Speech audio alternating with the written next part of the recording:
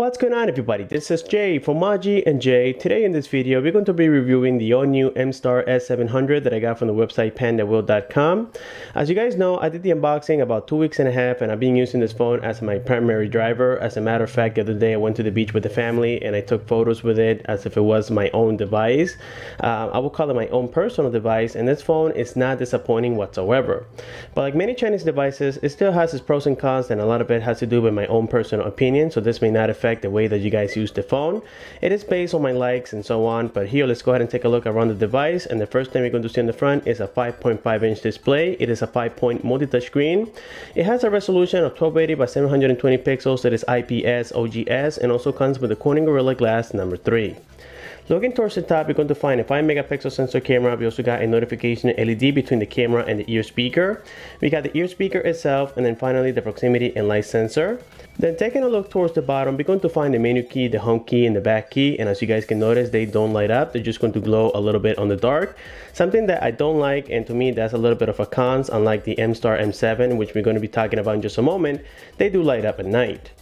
On the left side, we're going to find a metallic frame together with the volume rocker up and down, and also the power button on the same side, something that I don't prefer. I like devices to have them on the opposite side. Maybe that's one of the reasons as to why I like the Samsung Galaxy S6 so much, is because the volume rocker and the power button has been separated and it's very easy to identify. On the top, you're going to have the 3.5mm headphone jack. We also got the charging/data port, and this is also going to support OTG. So basically, if you guys have one of these adapters, you can easily connect it on the top. Then you can connect accessories such as keyboards, mice, and many more. On the left side of the phone, we can see we don't have no buttons here whatsoever. It's just going to be the metallic frame, and this metallic frame on the edges is going to be about 7.6 millimeters thin, and by the middle it's going to be about 8.6 millimeters thick. So yes, the phone is a little bit thick, but having the thinner edges on the side makes it feel like a very thin and comfortable phone to hold. And then finally, looking towards the bottom, we're going to find here just the main microphone, and this microphone is actually a very good quality. As a matter of fact, when I connected my T-Mobile SIM card on it and I called some family members just to test and see if they can see the difference in the quality, they said that there was no difference whatsoever, even though the Samsung Galaxy S6 comes with HD voice. That was very impressive to see how good the microphone is on this phone, something that a lot of people are looking forward to. Looking towards the back of the phone, here we're going to find a 13-megapixel IMX315 sensor, and yes, it is able to record in 1080p. We also got the LED flash. We find the Touch ID, also known as Fingerprint Scanner. Then here towards the bottom, we're going to have the loudspeaker. We also got the brand of this device. Now the loudspeaker is not as good as I thought it was going to be. At least comparing it with the Samsung Galaxy S6, this is not a very good quality, but comparing it to other Chinese devices, I would say it's about average. And now we're going to be taking a look towards the inside of the phone. We're going to notice that this device is a dual SIM, dual standby, and also supports CF cards up to 64 gigabytes.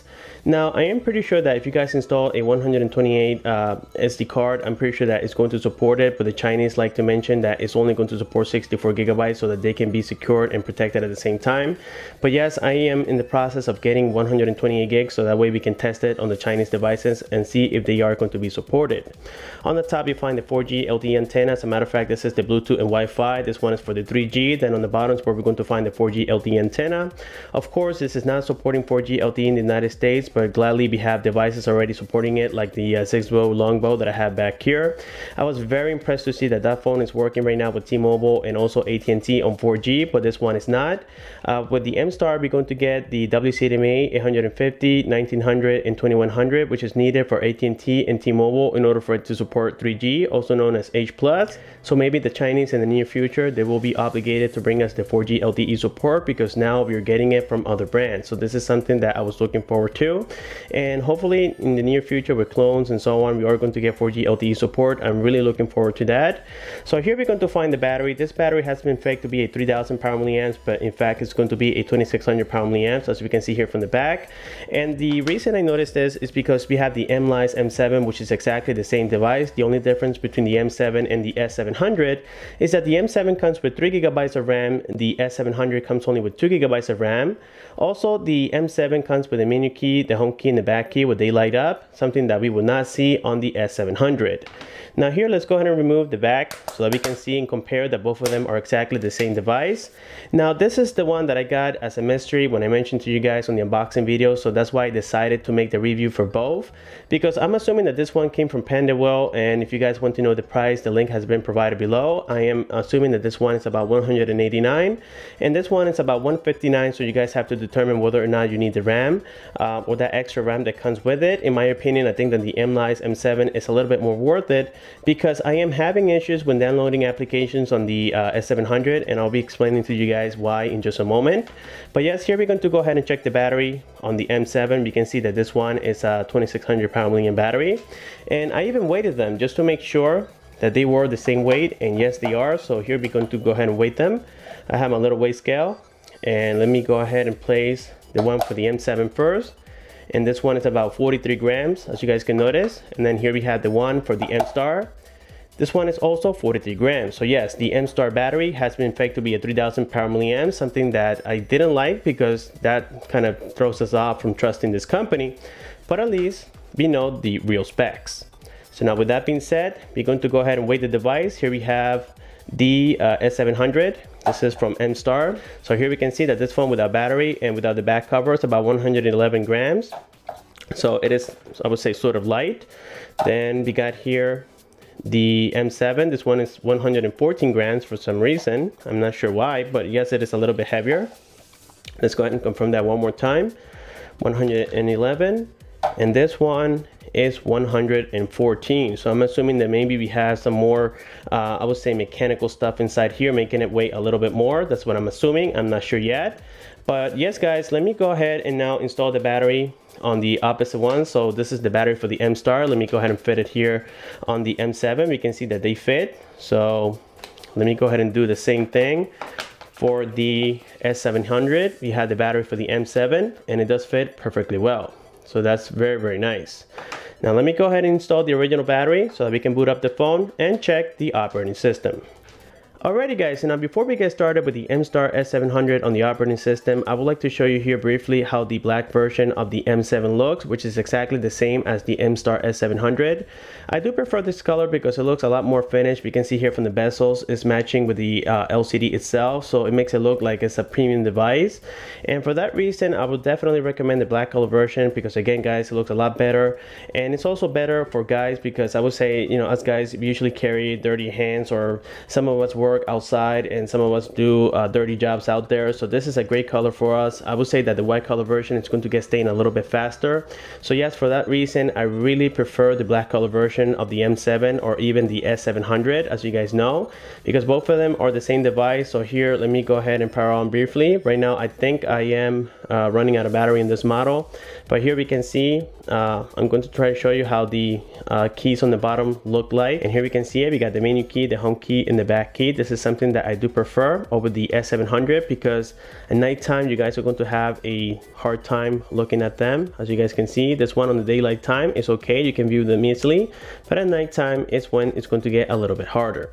And now we're going to go ahead and grab both of the phones, which is the M7 and the S700. And now I'll be honest with you guys, I'll be focusing today on the S700. That's because both of them are exactly the same device. They have the exact same operating system, including the same Android 5.0, and they also have the MTK6752. They have the same display.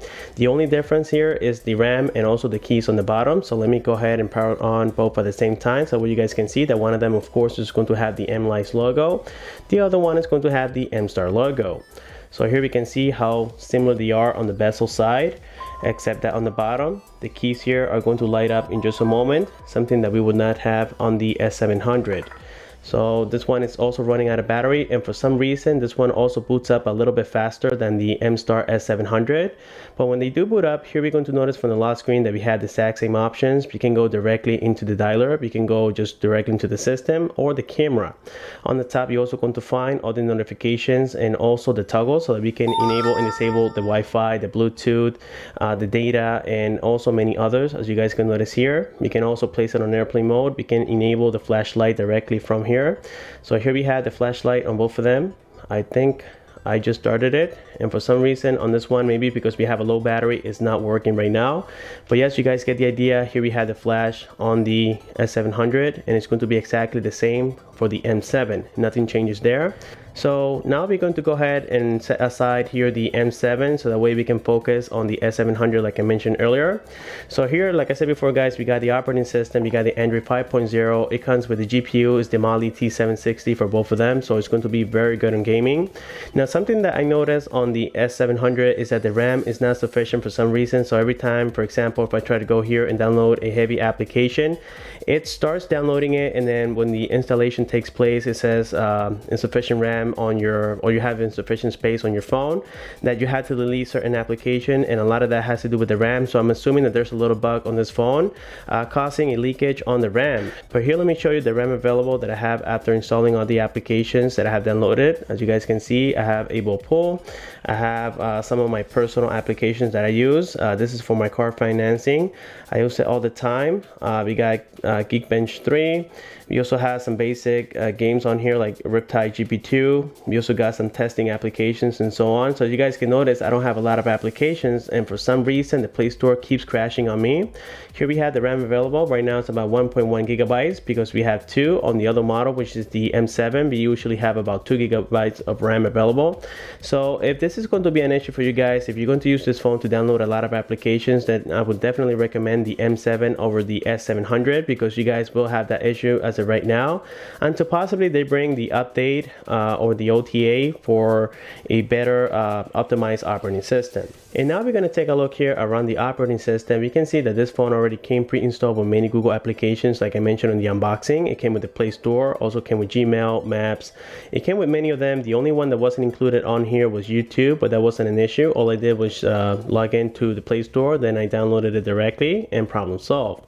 The YouTube application is working perfectly well. We don't see any bugs whatsoever. So here, let's go into my uploads, and we're going to take that time to test here briefly the loudspeaker on the back. So let me go ahead and play here my latest video, which is about the Cisbo Longbow C50A. Let me go ahead and increase the volume.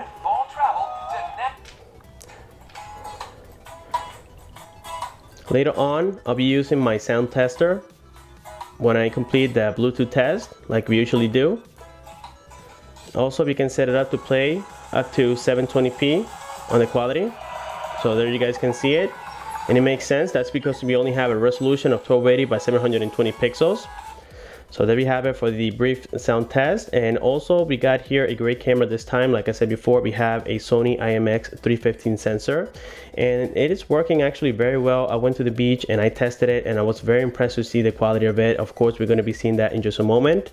Then finally on the front, we have a 5 megapixel sensor, which is also great, but unlike many Chinese devices, it still looks a little bit blurry when recording. And also the colors are a little bit too dark, but of course I will let you guys judge it by yourselves.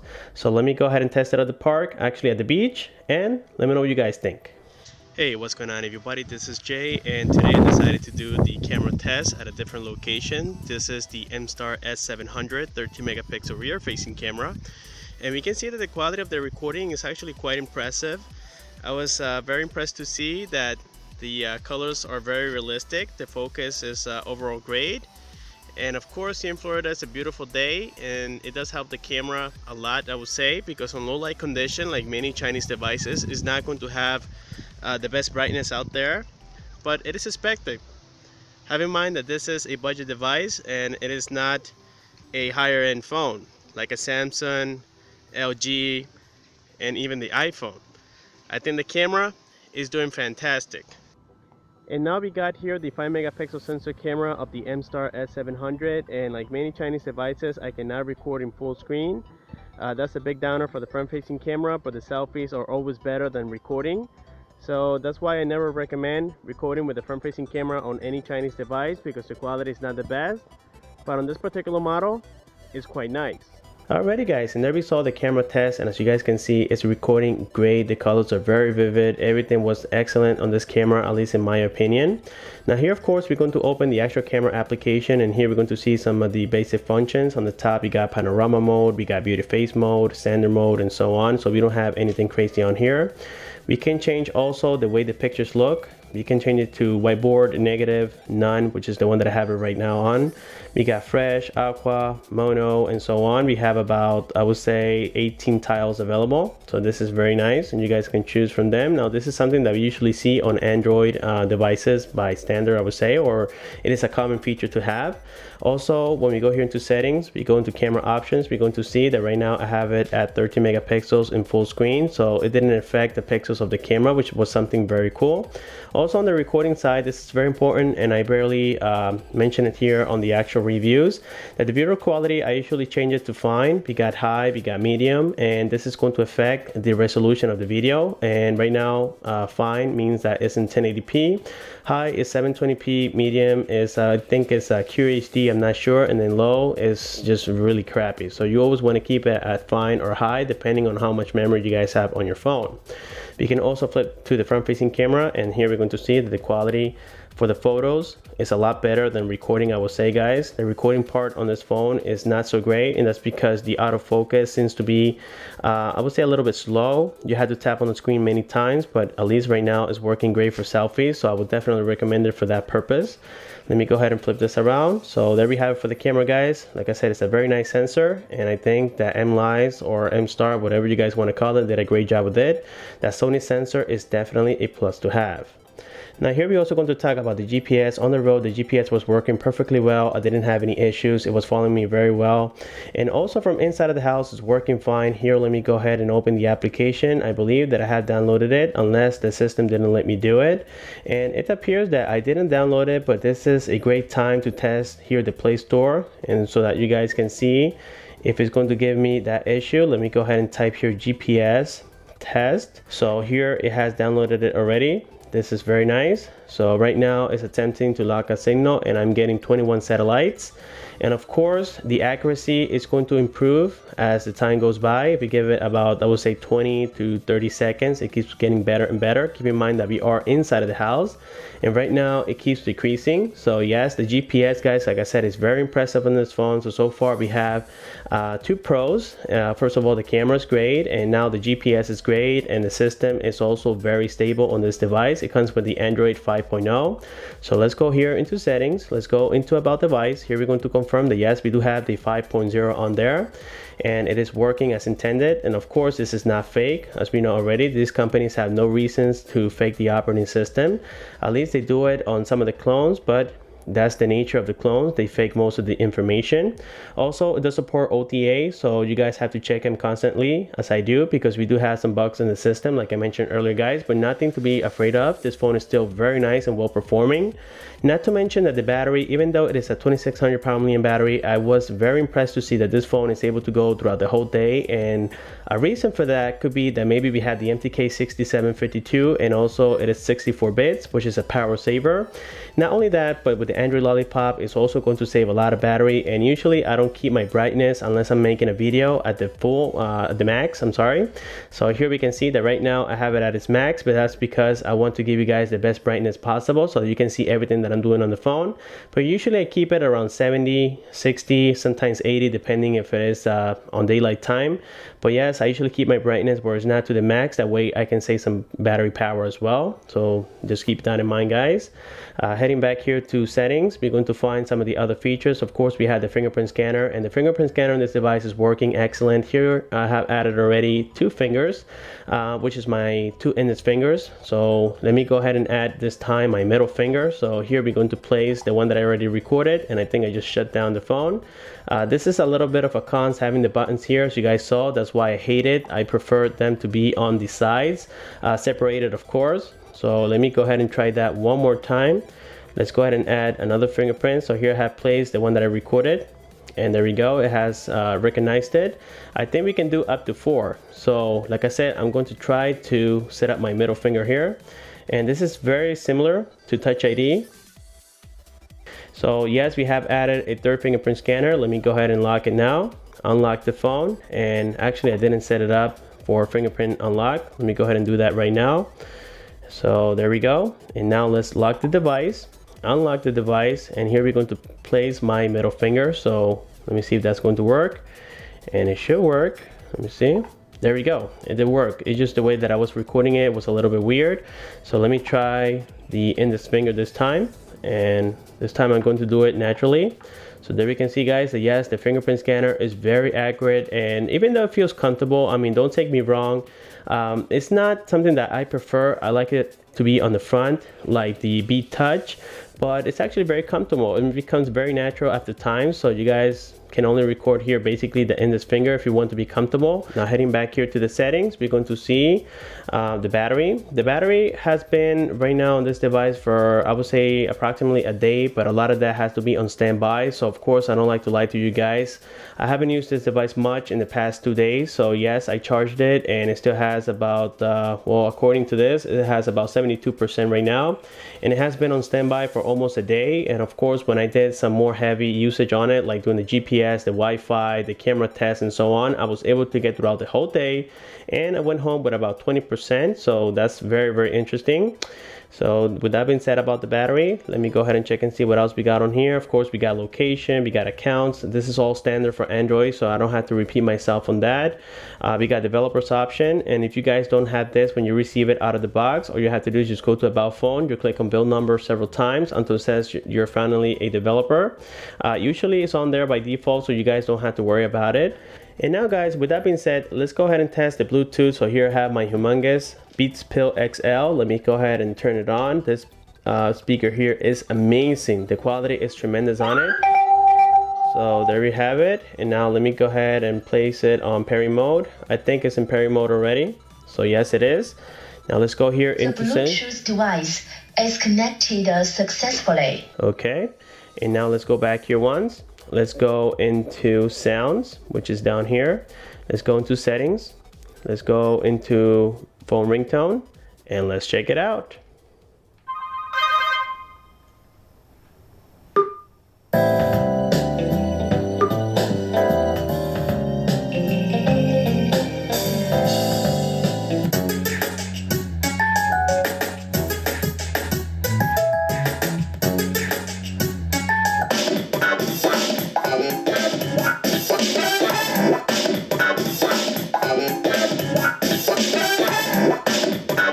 We had the Bluetooth 4.0, so for that reason, it's going to be very responsive, as you guys saw. So let me go ahead and check out other ringtones.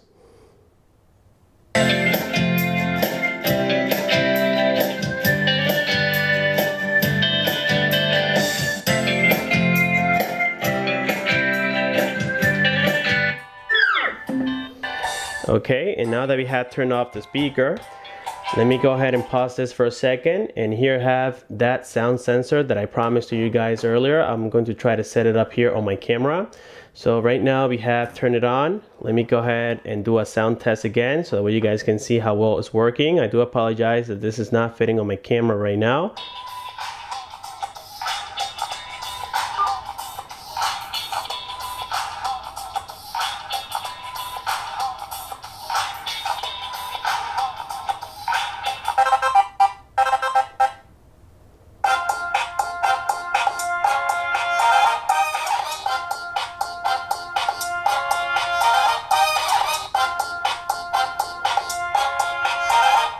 And now that we have completed the sound test, here we're going to navigate around the system to test some gaming and also navigate you guys throughout the system so that way you can get familiarized with it.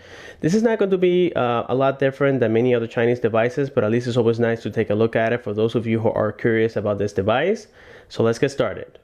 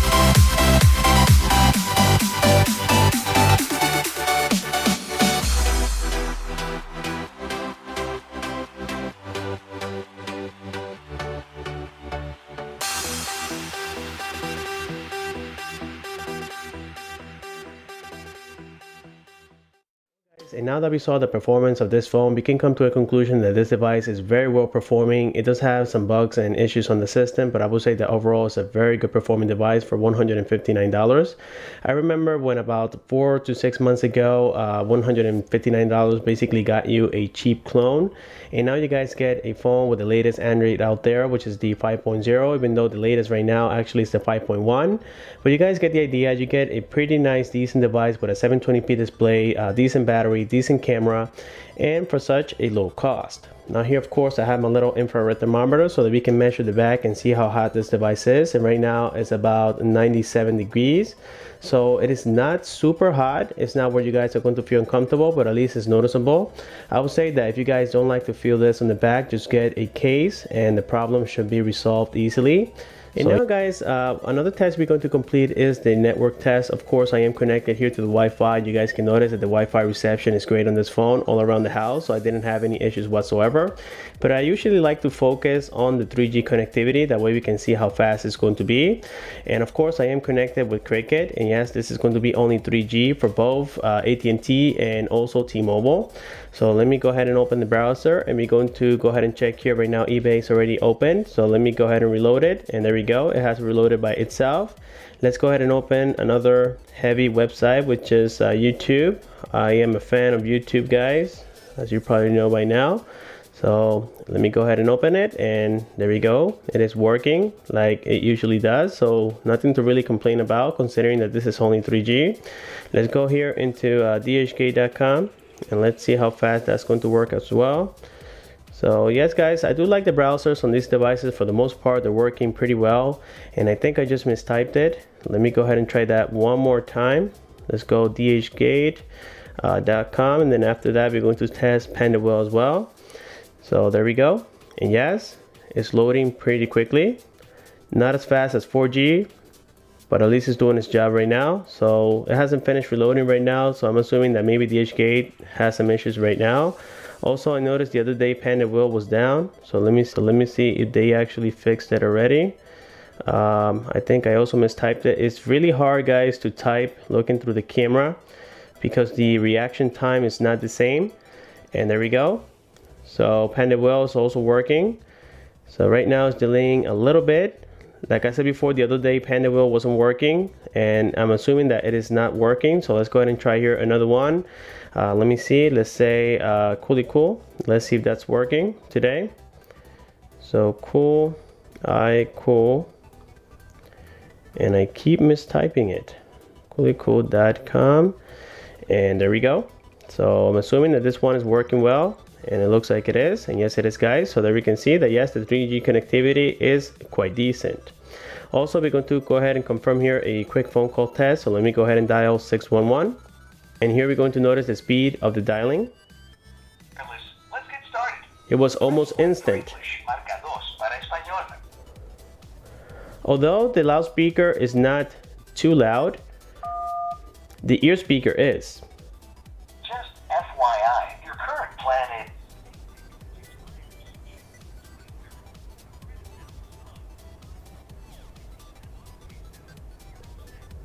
I'm not sure if you guys heard the sound quality on the ear speaker, but yes, it's quite decent. I would say that outside I didn't have any issues. It's not the loudest out there either, but at least it's doing its job for the most part. And with that being said, I think I have completed the review today of this device, and I have to give you guys my personal opinion like I usually do. I think that this phone is quite decent for the price, $159. With the exception of the RAM and also the keys on the bottom, I would say that this phone is definitely worth it. But if you guys want more RAM, so that way you can avoid the issue of having the error of insufficient RAM or insufficient space on your phone, then just get the Mlais M7 and you guys are going to be very, very satisfied with the phone. I will have to say that this phone on the camera side is quite decent, as you guys saw from that video test. Also, the photo quality is quite okay. It comes with a metallic frame and it makes it feel a little bit more premium. And on the back, this plastic that we have located here is also very nice and flexible, so you guys don't run the risk of breaking it, even though you always have to be gentle with it. So yes guys, just keep that in mind. And the battery is lasting me pretty much the whole day, even though it is only a 2600 power milliamp battery. And in my personal preference, I would say that the black color version looks a lot better in my opinion. That's because of the bezels around the screen. And other than that, guys, like I said, it's a very nice, decent phone. And like always, if you do have any questions, please don't forget to comment down below. Like the video, subscribe for more. Thanks for watching, and I'll see you guys on my next one.